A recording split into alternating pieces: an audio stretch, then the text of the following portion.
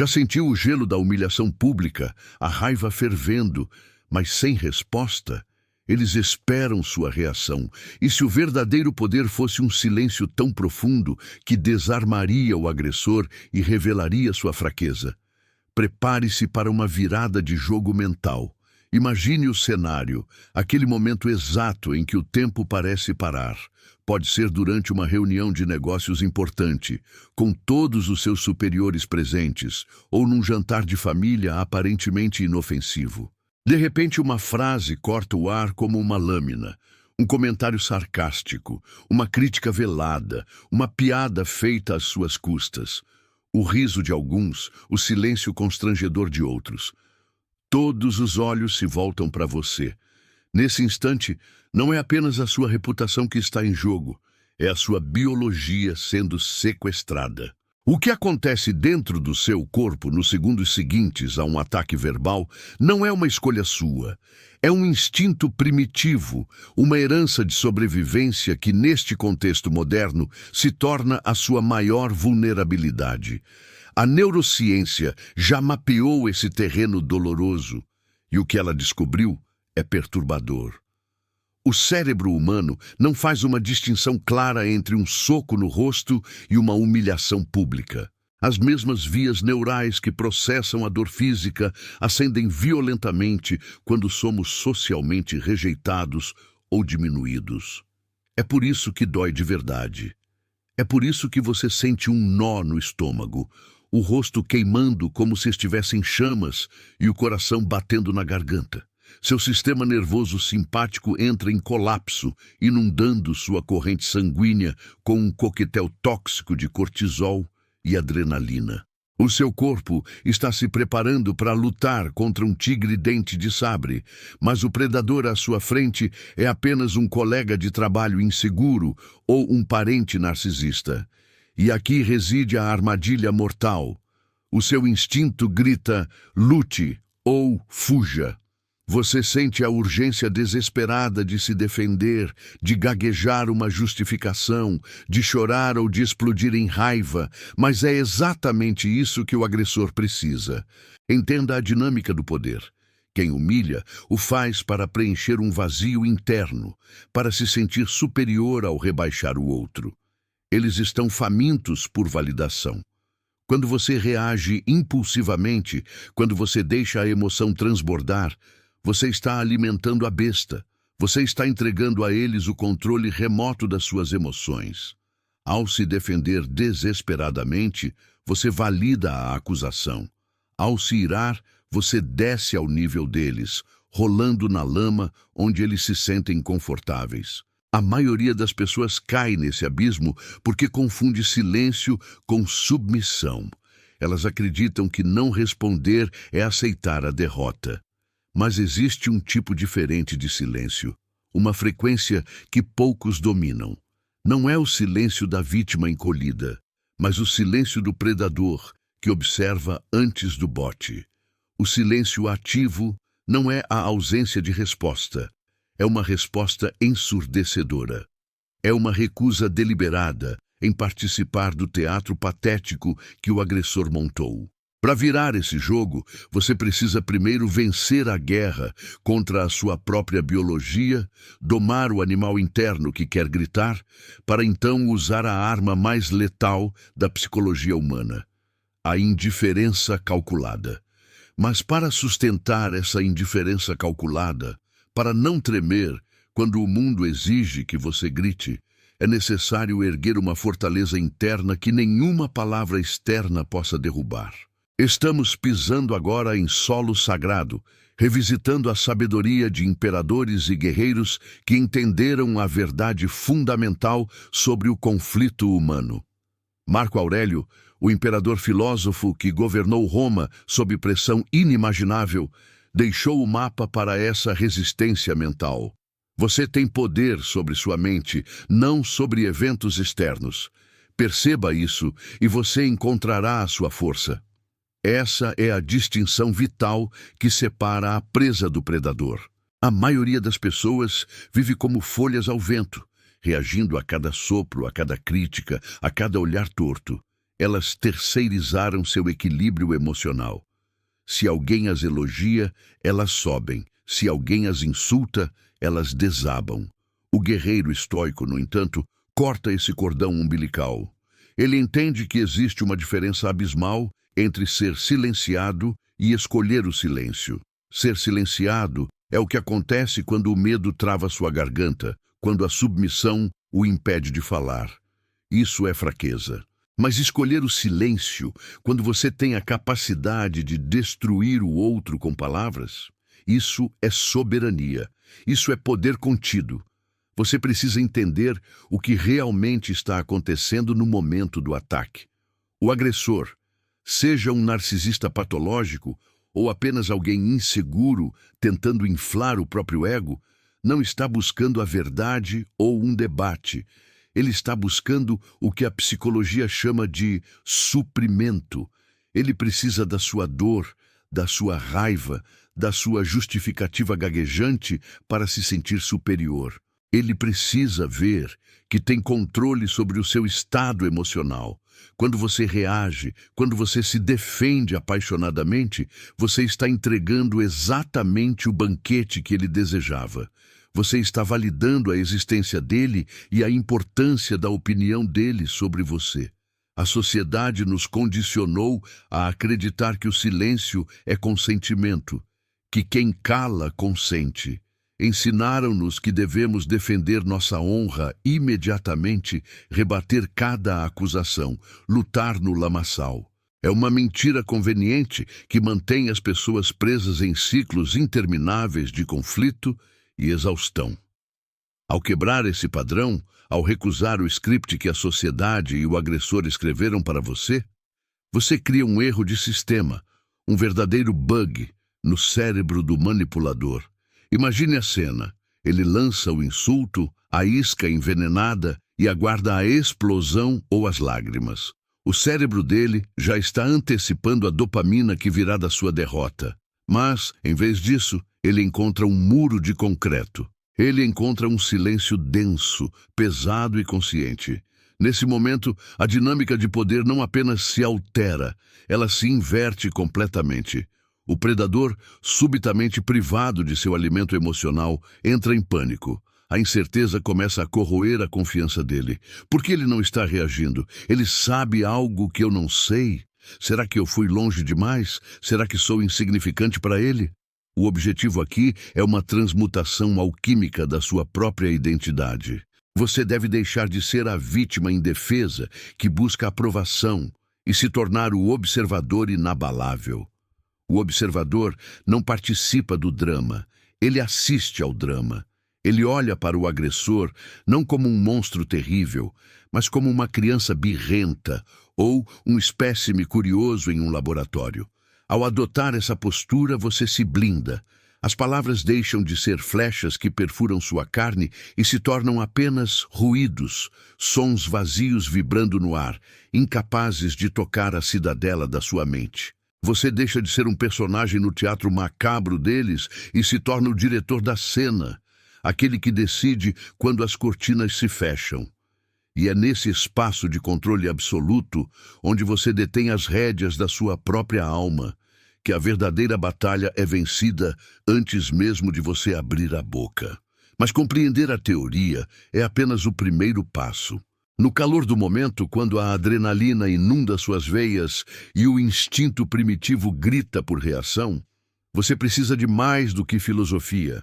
Você precisa de um protocolo, um sistema mecânico quase automático para desarmar a bomba relógio que acabaram de jogar no seu colo.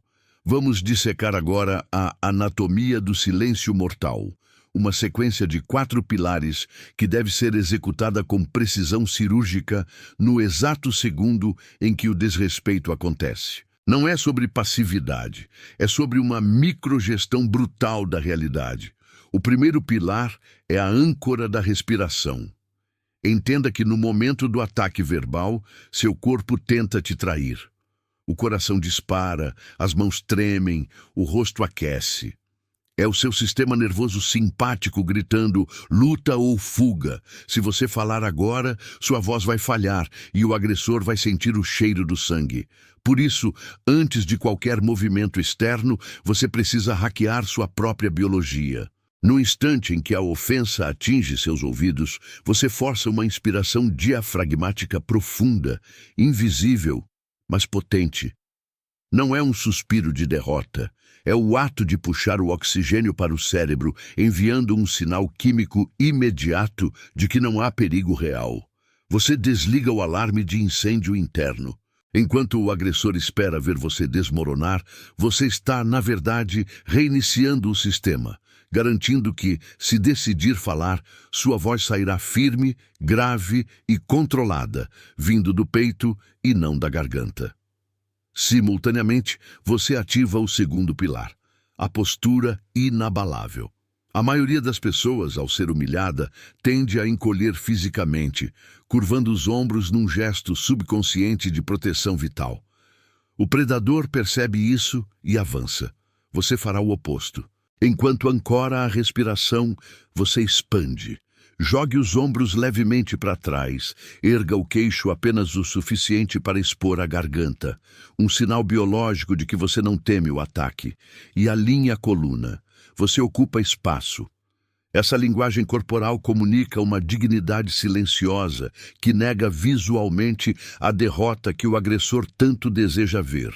Antes mesmo de processarem o que está acontecendo, o cérebro deles registra uma dissonância. Eles tentaram te diminuir, mas você, inexplicavelmente, parece ter crescido diante dos olhos deles. É aqui que entramos no território da tortura psicológica com o terceiro pilar, o vácuo intencional. O instinto humano é preencher o silêncio, especialmente após uma acusação ou insulto. Nós corremos para nos explicar, para nos defender. Pare. Resista a essa urgência com todas as suas forças. Após a fala do agressor, você vai esperar. Conte mentalmente. 1, 2, 3, até 5 ou 10 segundos. Parece pouco, mas em uma interação social tensa, 5 segundos de silêncio absoluto são uma eternidade. Esse tempo cria um vácuo ensurdecedor na sala. O que acontece nesse intervalo é fascinante e devastador. As palavras cruéis do agressor ficam suspensas no ar, sem resposta, sem validação. Elas começam a ecoar. O silêncio age como um amplificador, fazendo com que a ofensa soe cada vez mais absurda, grosseira e inadequada. A plateia, se houver, sente o peso desse constrangimento, e o próprio agressor começa a suar frio, sentindo a pressão da própria maldade voltando contra ele, pois você se recusou a segurar a batata quente que ele jogou. E para selar esse caixão, você aplica o quarto e último pilar, o olhar neutro, ou o que chamamos de olhar de cientista. O erro comum é olhar com raiva, com ódio ou com mágoa. Não faça isso.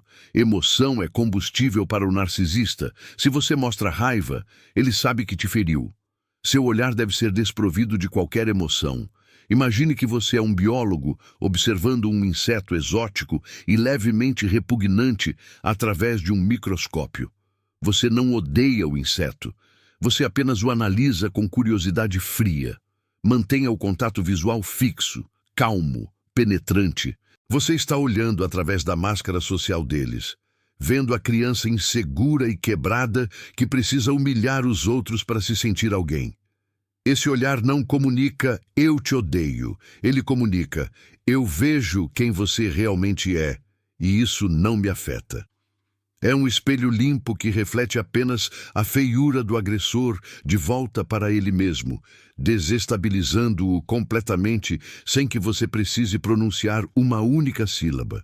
O silêncio criou o vácuo, a sua postura ergueu a muralha, e o seu olhar expôs a alma fraturada do agressor. A tensão no ar é palpável, a plateia prende a respiração, o tempo parece dilatado. É neste momento exato, quando o desconforto do outro atinge o pico, que você tem a opção de entregar o golpe de misericórdia. Não é um debate, não é uma defesa e definitivamente não é uma justificativa. É o cheque-mate verbal. Entenda que, embora o silêncio seja a sua base, existem situações onde o fechamento exige uma precisão cirúrgica para que não reste nenhuma dúvida sobre quem detém o controle da situação. Mas cuidado! A maioria das pessoas erra aqui porque tenta contra-atacar com insultos ou lógica. Isso é inútil. O objetivo agora não é vencer uma discussão, mas encerrar a interação, demonstrando uma superioridade emocional inalcançável.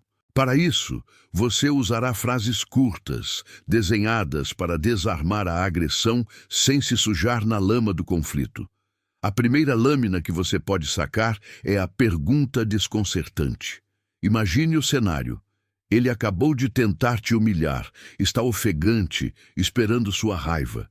Você, após aqueles segundos de silêncio sepulcral, inclina levemente a cabeça, com uma expressão de genuína preocupação, e pergunta suavemente: "Você está bem?"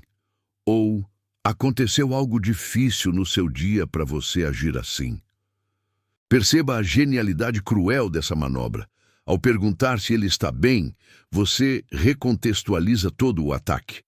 Você não está mais reagindo a um insulto. Você está lidando com um surto. Você patologiza a agressão. A mensagem subliminar é devastadora. O que você disse não me feriu, apenas me fez perceber que você está desequilibrado. O agressor, que buscava demonstrar força, é instantaneamente colocado na posição de paciente, de alguém que precisa de ajuda, enquanto você assume o papel do observador são e compassivo. Se a situação exigir uma barreira mais rígida, algo que demarque território sem convidar ao diálogo, utilize a declaração de fronteira. Aqui, você abandona a falsa empatia e assume a autoridade de um juiz. Com voz firme, mas baixa e sem tremores, você diz: "Esse tipo de comentário é inaceitável." Ou, ainda mais potente, "Eu não opero nesse tom de conversa." Ponto final. Não há "por favor", não há "eu gostaria que você parasse." É uma afirmação de fato. Ao fazer isso, você se posiciona como o único adulto na sala, o árbitro da civilidade. Você não está pedindo respeito, você está informando que o acesso a você foi revogado até que o comportamento mude. É uma demonstração de autorrespeito tão sólida que obriga os outros a se realinharem. Por fim, para aqueles momentos em que o ataque é tão absurdo que beira o ridículo, existe a arma do desprezo sutil. É o humor frio, desprovido de risadas. Após o silêncio, você pode soltar um "interessante. Você treinou essa frase no espelho?" Ou "Uau, isso soou melhor na sua cabeça, não é?" Essa técnica é arriscada, mas letal. Ela ridiculariza a tentativa de ofensa, transformando o agressor em um ator amador que esqueceu o texto. Você tira o peso das palavras dele e as transforma em piada, mas sem rir. O segredo vital para que qualquer uma dessas três respostas funcione é a entrega monótona. Se você disser "você está bem", gritando, você perdeu. Se disser "isso é inaceitável", com voz de choro, você perdeu. A chave é a indiferença clínica. Seu tom deve ser calmo, quase entediado, como se você estivesse lendo a lista de compras ou observando o clima. Essa desconexão emocional é o que sela a vitória. Você prova, sem sombra de dúvida, que o caos interno dele não tem permissão para perturbar a sua paz. Você falou, encerrou o assunto e, metaforicamente, limpou a poeira dos ombros enquanto o mundo do agressor desmorona em constrangimento. Nesse momento exato, algo visceral acontece na atmosfera do ambiente. O feitiço do agressor é quebrado. Aquele que tentou te humilhar esperava uma explosão, um choro, uma defesa gaguejada, qualquer coisa que validasse a importância dele e alimentasse o caos que ele carrega dentro de si. Mas você não entregou nada disso. Ao negar a reação que ele desesperadamente necessitava, você o deixou sozinho com a própria toxicidade. É visível o desconforto se instalando. O olhar dele começa a vacilar. O sorriso arrogante se desfaz em uma careta de confusão. Ele se sente subitamente exposto, nu diante da plateia, percebendo tarde demais que, ao tentar diminuir você, ele apenas revelou a própria pequenez. O ego dele, que parecia inflável e impenetrável segundos atrás, desmorona como um castelo de cartas ao vento. E observe a mudança nos outros, naqueles que assistem em silêncio. A percepção da sala gira 180 graus. Se antes havia um constrangimento empático por você ser o alvo, agora há um respeito silencioso, quase reverente. As pessoas são biologicamente programadas para reconhecer a força, e não há demonstração de força maior do que a compostura diante do fogo. Elas veem a insegurança gritante no agressor e a estabilidade inabalável em você. Sem levantar a voz, sem fazer ameaças, você se tornou o líder daquela interação, o adulto na sala, enquanto o outro foi reduzido a uma criança birrenta clamando por atenção. Mas a maior recompensa não é a vergonha dele ou a admiração alheia. A verdadeira vitória é interna. É aquela sensação indescritível de soberania sobre si mesmo.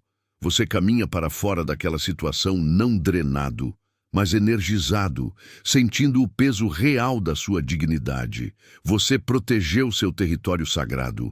Você entende agora na prática que a sua paz não é negociável e que ninguém tem o poder de tirá-la de você, a menos que você entregue as chaves.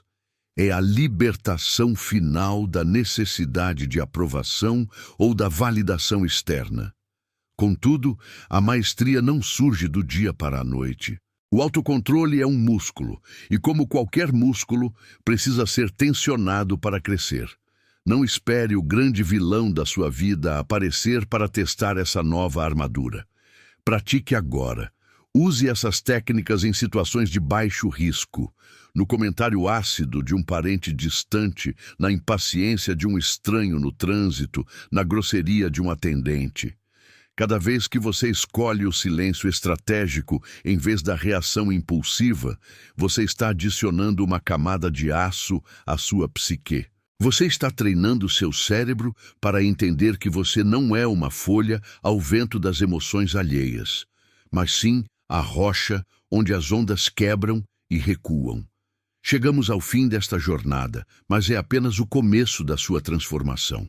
O mundo lá fora é barulhento, caótico e cheio de pessoas que não sabem lidar com as próprias sombras.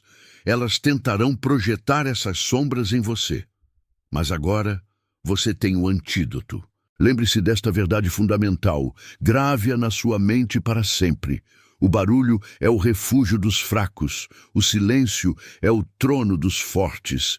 Quem grita apenas reage aos seus próprios demônios. Quem silencia controla a realidade. Se este conhecimento ressoou com a parte mais forte da sua alma, se você está pronto para deixar de ser refém das emoções e assumir o comando da sua vida, eu quero ver o seu compromisso agora. Não seja apenas um espectador passivo. Desça até os comentários e escreva a frase que vai definir sua nova postura diante do mundo. O meu silêncio é o meu poder. Declare isso publicamente. Inscreva-se no canal para continuar afiando sua mente com estratégias que a maioria ignora. O poder sempre esteve aí, na ponta da sua língua, ou melhor, na ausência dela. Use-o.